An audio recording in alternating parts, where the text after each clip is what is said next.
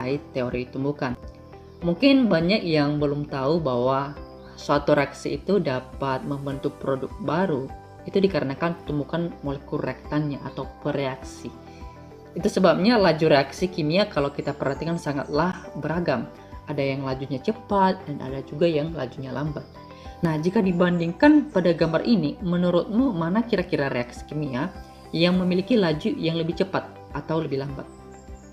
Mana? Oke, ya, betul ya. Pasti kalian menjawab. Kira-kira kenapa ya laju reaksinya bisa berbeda? Nah, itu akan kita bahas pada teori tumbukan. Nah, jadi tumbukan merupakan tabrakan dua molekul atau lebih pada satu titik permukaan. Tumbukan itu dapat menghasilkan reaksi kimia. Kenapa? Karena tumbukan antar molekul dapat menyebabkan pemutusan ikatan dan pembentukan ikatan baru yang disebut produk. Namun ingat, tidak semua tumbukan itu menghasilkan reaksi kimia. Oleh karena itu, tumbukan terbagi menjadi dua jenis. Yang pertama, tumbukan efektif, dan kedua, tumbukan tidak efektif. Tumbukan yang menghasilkan reaksi kimia itu disebut tumbukan efektif. Nah, ada dua nih syarat utama terjadinya tumbukan ini. Yang pertama, orientasi tumbukan harus tepat dan energi aktivasinya harus cukup. Itu yang kedua. Orientasi merupakan arah atau posisi antar molekul yang bertumbukan. Seperti pada contoh reaksi bagian A dan bagian B pada gambar, kita bisa melihat bahwa apabila suatu molekul reaktan bertabrakan dengan molekul lain dengan arah yang tepat, maka reaksi kimia akan terjadi dan produk dari reaksi tersebut akan terbentuk. Namun, ya, apabila tumbukan antar molekul reaktan tidak tepat arahnya, maka produk gagal terbentuk. Inilah yang disebut tumbukan tidak efektif.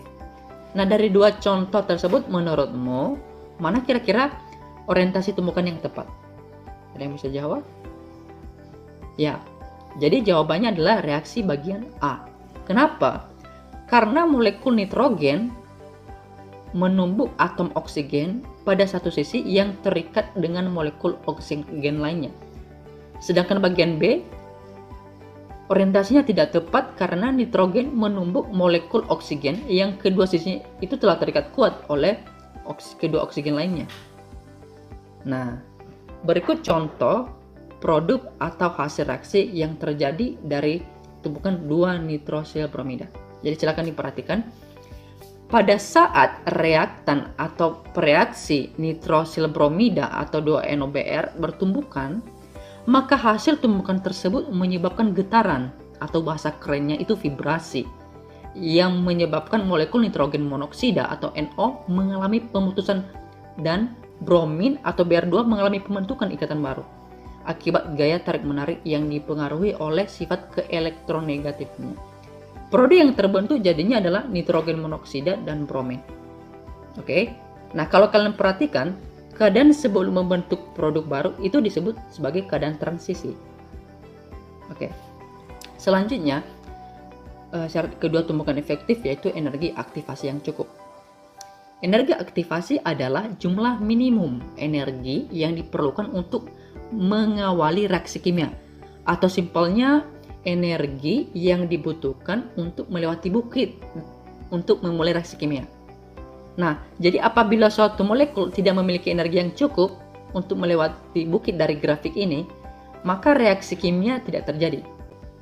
Nah, setelah belajar teori tumbukan, apa ya manfaatnya dalam kehidupan kita sehari-hari? Nah, yang pertama, kita bisa mengetahui pemicu terjadinya tumbukan antar partikel. Salah satunya adalah luas permukaan. Hal ini dapat kita aplikasikan saat memegang daging dan sejenisnya, memotong-motongnya menjadi lebih kecil agar cepat matang.